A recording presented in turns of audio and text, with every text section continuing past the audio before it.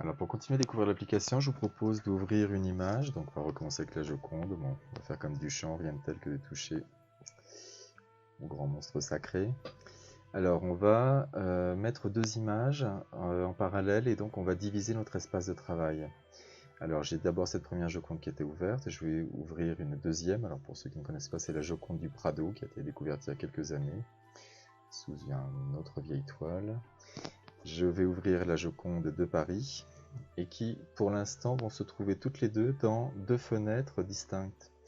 Photoshop a beaucoup évolué ces dernières années et on peut maintenant organiser notre espace de travail et par exemple choisir d'avoir les deux images l'une à côté de l'autre. Donc on peut par exemple les avoir comme ceci et on va pouvoir zoomer sur chacune d'entre elles grâce au navigateur ou une autre technique, ça vous verrez.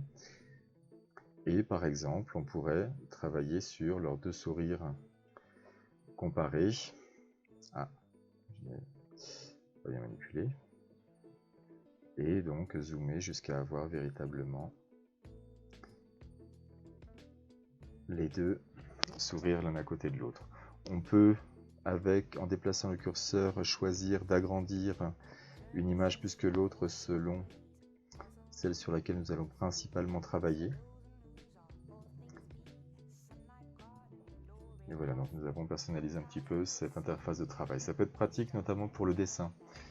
Cette option de division de l'espace permet par exemple d'avoir une photo d'un côté et notre propre création de l'autre.